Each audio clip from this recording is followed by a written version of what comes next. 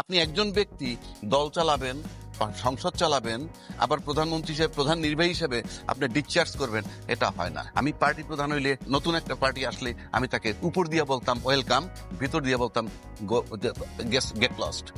নিশ্চয়ই এই ধরনের কাজ বাংলাদেশে দেখেছেন। তারা তো এরশাদের মতো মানুষদেরকেও দেখে দেখে তারা অভ্যস্ত যে সকালবেলা এক কথা বলতো, বিকেলবেলা এক কথা বলতো, রাতের বেলায় অন্য কথা বলতো। এই সংস্কার নিয়ে যেহেতু বেশ কয়েকদিন কথাবার্তা হচ্ছে, ঐকমত্য কমিশনের সাথে বিভিন্ন রাজনৈতিক দলে বৈঠক হচ্ছে, বিএনপি 3 দিন ধরে বৈঠক করেছে। অধিকাংশ সংস্কার প্রস্তাবের সাথে বিএনপি একমত পোষণ করেছে, বিশেষ করে দ্বিকক্ষ বিশিষ্ট সংসদ, স্থানীয় সরকার নির্বাচনে দলীয় প্রতীক না রাখা, প্রধানমন্ত্রী ও রাষ্ট্রপতির ক্ষমতা ভারসাম্য, বিরোধী দল থেকে ডেপুটি স্পিকার, এইগুলোর সাথে তারা একমত পোষণ করেছে। কিন্তু যেখানে তাদের আপত্তি সেটা হচ্ছে একজন দলীয় প্রধান, মানে প্রধানমন্ত্রী, সংসদ নেতা বা দল প্রধান হতে পারবেন না। এটা এই যে সংস্কার প্রস্তাব এবং বিএনপির এই বিরোধিতা এবং যেখানে যেখানে তারা একমত পোষণ করেছে, আপনি ওভারঅল কিভাবে দেখেন বিষয়টা? ধন্যবাদ আপনাকে, আমার সহ-আলোচক এবং আপনার দীপ্ত টিভির সমস্ত দর্শক শ্রোতা। দেখেন, রাজনীতিতে প্রথম কথা হলো বিরোধ থাকবে। যদি মীমাংসা হয়েই গেল তাহলে কিন্তু আর থাকে না কিছু। এই প্রস্তাব দিলাম, এগ্রি করলাম, তো হয়ে গেল, শেষ। আবার বিরোধিতা থাকতে হবে, সেটাও লজিক্যাল হইতে হবে, লজিক্যাল। আবার বিরোধিতার খাতিরে বিরোধিতা, সেটাও ঠিক নয়।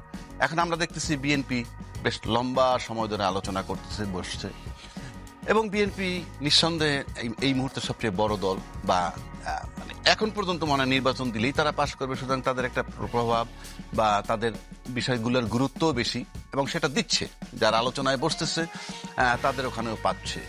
আমি যেটা পেয়েছি এখানে কতগুলো জিনিস, যেমন বিএনপি বলছে যে 2 বারের বেশি প্রধানমন্ত্রী হতে পারবে না, সেটা কিন্তু পরপর 2 বার, তারপরে যদি একটা টার্ম গ্যাপ যায় এরপর আবার হতে পারবে, তাদের বিষয়টা এরকম।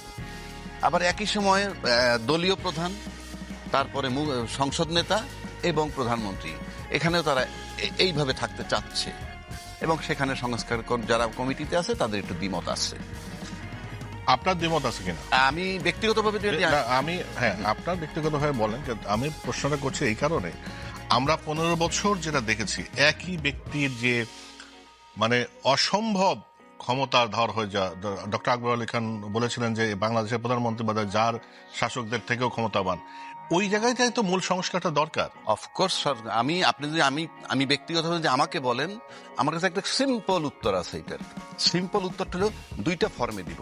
একটা হইলো, আপনি 1 নম্বর হলো 2 বার প্রধানমন্ত্রী হতে পারবেন, 2 বার বেশি হতে পারবেন না, ও গ্যাপ ট্যাপের কোনো বিষয় নাই। কেননা আমি বলি, আপনি বাংলাদেশে আজকে পর্যন্ত যাদেরকে সম্ভাব্য প্রধানমন্ত্রী হতে পারে, আজকে পর্যন্ত তার বয়স কারোরই 50-এর নিচে নাই। একটা সিম্পল হিসাব করি, মানে রাজনৈতিক দলের ভিতর থেকে 60-70ও আছে। সে যদি 2 টার্ম হয়ে যায় পর পর, তাতে কিন্তু 10 বছর। 10 বছর হওয়ার পর আপনি যদি আবার করেন, 5 বছর গ্যাপ দিয়ে আবার আপনি 20 বছর নিচ্ছেন, আপনার জেনারেশন তৈরি হবে না, আপনার রাজনীতিবিদ তৈরি হবে না।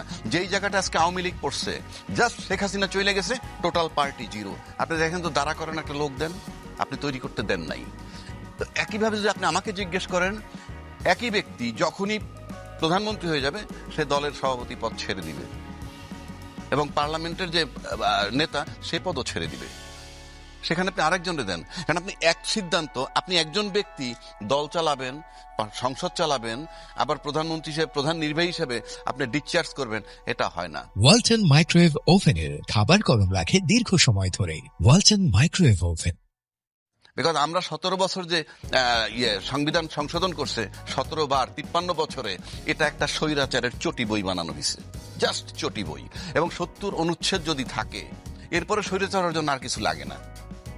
দ্বিতীয় কথা হচ্ছে, আপনি শুধু যে প্রধানমন্ত্রীর পদ তা না, যিনি এমপি হবেন সেই দলের কোনো পদে সে থাকতে পারবেন না, এবং পরপর 2 বারের বেশি সে এমপি হতে পারবেন না। কারণ প্রধানমন্ত্রী হতে না পারলে এমপি হওয়ারও দরকার নাই, কারণ 10 বছর তামাশা না, আরেকটা জেনারেশন তৈরি করেন।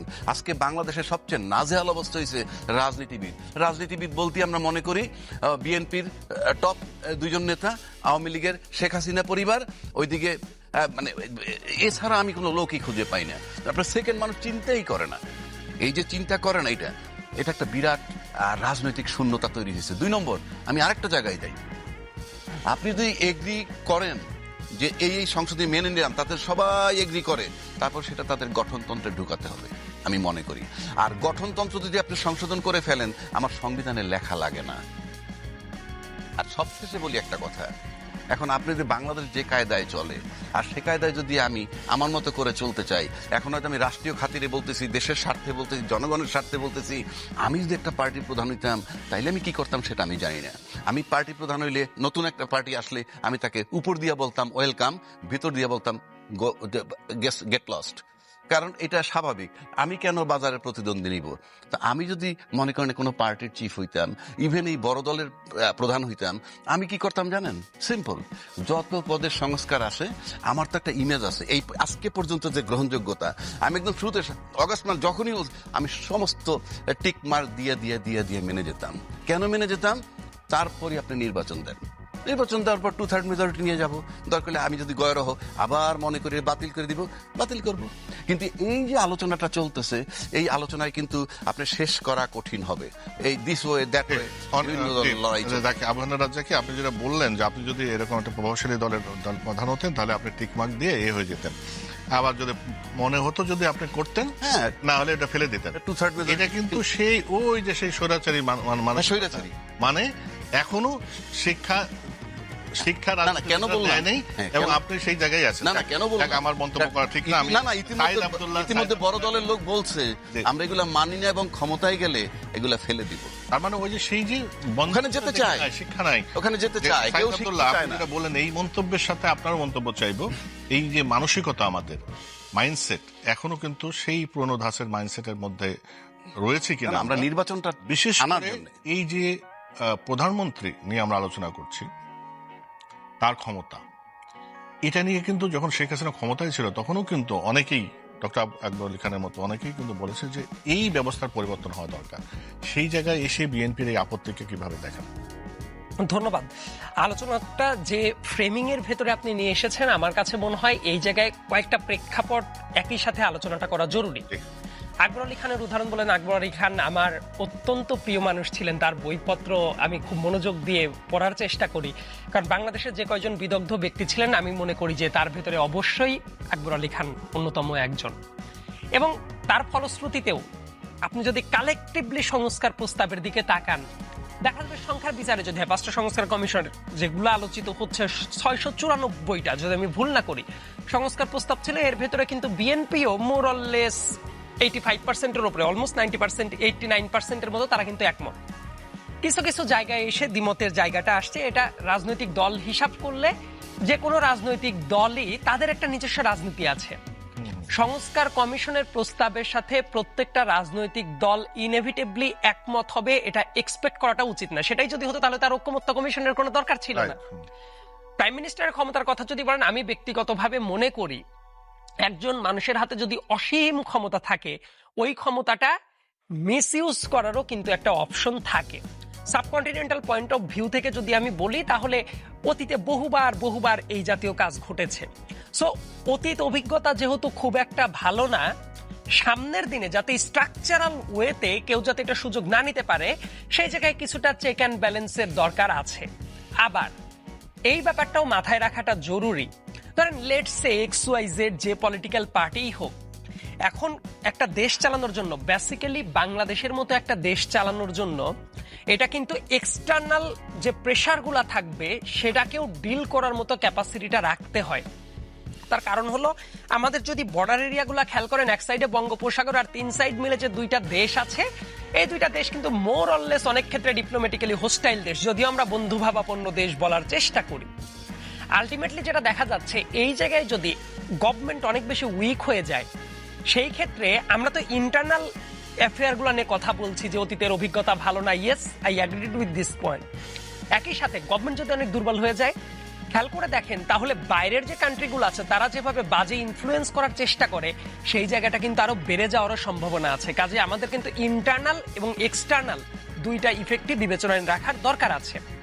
আবার আরেকটা যেটা কথা বললেন, ক্ষমতার ভারসাম্য, বিভিন্ন কিছু দেখেন, কাগজ কলমে অনেক কিছুই যদি লিখে রাখা যায়, লিখে রাখলেই চমৎকার হয়ে যাবে, এটা আমি বিশ্বাস করি না। মাইন্ডসেট খুব গুরুত্বপূর্ণ। কারণ আবু হেনা রাজ্জাকি ভাই আমার কাছে মনে হয় ওইটা যদিও বলছিলেন, কিন্তু আমার কাছে মনে হয়েছে ওইটা আসলে বলার জন্য বলা যায়, পরিস্থিতি ব্যাখ্যা করার জন্য, যে আমি যদি এটা হয়ে আমার হাতে ক্ষমতা আসলে ইনস্ট্যান্ট বাদ দিয়ে দেওয়া যায়। তবে আবু হেনা রাজ্জাকি ভাইরা যে বয়স থেকে রাজনীতি বুঝেন বা শেখেন, আসলে তাদের অভিজ্ঞতার ঝুলি অনেক লম্বা। নিশ্চয়ই এই ধরনের কাজ বাংলাদেশে দেখেছেন। তারা তো এরশাদের মতো মানুষদেরকেও দেখে দেখে তারা অভ্যস্ত, যে সকালবেলা এক কথা বলতো, বিকেলবেলা এক কথা বলতো, রাতের বেলায় অন্য কথা বলতো। সে জাতীয় কাজ হয়েছে, কিন্তু সামনের দিনে আবার এই জাতীয় কাজ অনেক বেশি করা যাবে না। কেন যাবে না? আগেকার যে রেকর্ডগুলো যেটা থাকতো, পত্রিকার রেকর্ড থাকতো, এখন কে কোন কথাটা বলছে এটা দেখবেন ডিজিটাল এভিডেন্স থাকে প্রত্যেকটা জায়গায়। আপনি যদি সরাসরি আগে এক কথা বলে গেলেন, পরে সরাসরি দ্বিমতের জায়গাটা করলেন, এই জায়গাটা খুবই ভিজিবলি মানুষের সামনে একেবারে পুশ করে দেওয়া যায়। এবং আমার কাছে যেটা মনে হয়, জুলাই গণ অভ্যুত্থানের পরে একটা ব্যাপার খুবই সুনিশ্চিত, রাজনীতিটা রাজনীতিবিদদের জন্য খুব কঠিন হয়ে যাবে। এই কথাটা আমি কেন বললাম? আগে যেমন কোনো কিছু করে মানুষকে দমন পীড়নের মাধ্যমে যে কাজটা করা যেত, আমি দৃঢ়ভাবে বিশ্বাস করি সামনে হঠাৎ করে দেশটা জান্নাতে পরিণত হয়ে যাবে, আমি এটা বিশ্বাস করি না। এটা একটা কন্টিনিউয়াস প্রসেস, অনেকগুলা দিনের দরকার হয় কোনো সিস্টেম চেঞ্জ হওয়ার জন্য।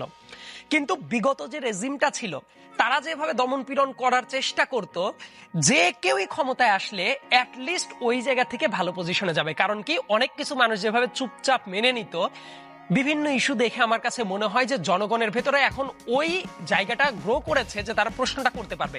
সো আরেকটা ব্যাপার হলো, বিভিন্ন জায়গায় যেমন বিএনপির যেসব প্রস্তাবনা আছে এখন পর্যন্ত চূড়ান্ত লেভেলে চলে আসছে, ব্যাপারটা এমন না। অনেক জায়গায় তাদের দ্বিমতের জায়গাটা আছে। তবে আমার কাছে যেটা মনে হয়, আরো কিছু কিছু জায়গায় তারা আলাপ আলোচনার মাধ্যমে আরো কিছু কিছু সংস্কার প্রস্তাবের সাথে একমত পোষণ করতে পারে। যদি করে, তাহলে সেটা সবার কাছে আর একটু ওয়েল অ্যাকসেপ্টেড হতে পারে। তবে তাদেরও কিছু কিন্তু ফিলোসফি আছে, সেই ব্যাপারগুলো নিয়ে অন্য দল এবং সংস্কার কমিশনারে বসা